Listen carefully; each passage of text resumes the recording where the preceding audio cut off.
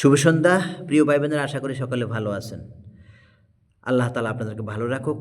বেশি বেশি করে আমার ভিডিও পৌঁছায় দিবেন, সাবস্ক্রাইব করবেন, যেন মানুষের কাছে পৌঁছেই যায় আমার এই দাওয়াতি কাজ। একটা মাধ্যম পেলাম দাওয়াতি কাজ করার জন্য। আমি কোনো বক্তা নয়, কোনো শিক্ষিত নয়, সাধারণ আপনাদের মতো একজন মানুষ।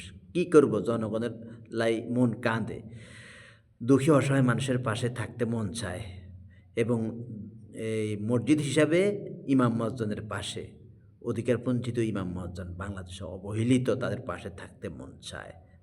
তাদের অধিকার নিয়ে আমি কাজ করব ইনশাল্লাহ। এই দেহে যতদিন প্রাণ আছে ইমাম মসজিদ দুঃখী অসহায় মানুষের পাশে থাকবো। কোনো অপরাধীকে আমরা সমর্থন করব না ইনশাআল্লাহ। আমাদের 12 তারিখে নির্বাচন হবে। আমরা আলেমকে দেখতে চাই, একজন হক্কানি আলেমকে আমরা রাষ্ট্রীয় ক্ষমতা দেখতে চাই, যার ভিতরে ধর্মীয় জ্ঞান আছে তাকে আমরা দেখতে চাই। পৃথিবী এখন শেষ পর্যায়ে চলে আসছে।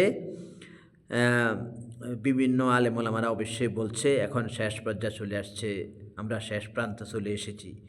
তাই হয়তো এই আশা করা যাবে না যে আমরা কোটি কোটি বছর বাঁচব বা আবার তাড়াতাড়ি শেষ হব, এটাও হয়তো বলা যাবে না। তারপরে আমার মনে হয় যেহেতু হযরত মুহাম্মদ সাল্লাল্লাহু আলাইহি ওয়াসাল্লামের উম্মতদের বয়স কম হবে, এটা আপনাদের অবশ্যই জানা আছে, আপনারা জানেন।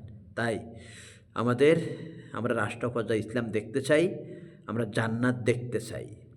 দুনিয়া রাষ্ট্র যখন আল্লাহর আইন দিয়ে চলবে তখন দুনিয়াটা জান্নাত হয়ে যাবে। জান্নাতের সুঘ্রাণ আমরা দুনিয়াতে বসেই পাবো, জান্নাতের সুঘ্রাণ আমরা দুনিয়াতে বসে পাবো। তাই আমরা এমন একটা রাষ্ট্রপতি প্রধানমন্ত্রী আমরা দেখতে চাই এবং সেই সাথে আমরা মক্কা মদিনা জয়, জেরুজালেম জয় শপথ নিতে হবে বাংলাদেশ থেকে।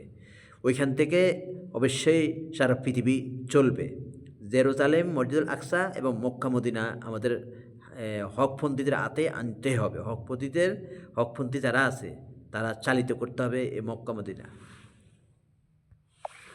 আমাদের মসজিদুল আকসা ইহুদিদের দখলে, মক্কা মদিনা মোনাফিকদের দখলে। তাই এখান থেকে শাসন কেন্দ্রবিন্দু হওয়া উচিত। আর তারপরে আমরা বাংলাদেশ থেকে ইনশাল্লাহ সূচনা করব 12 তারিখে, এই নিয়ত করি। মোনাফিকদেরকে আমরা সুযোগ দিব না, দিতে চাই না। ওরা জনগণের টাকা লুটপাট করবে, জনগণকে কাঁদাবে। জনগণকে আমরা কাঁদা দিতে চাই না। জনগণের চোখ থেকে যে পানি ঝরাবে তাদের ক্ষমা করব না। সালাম আলাইকুম।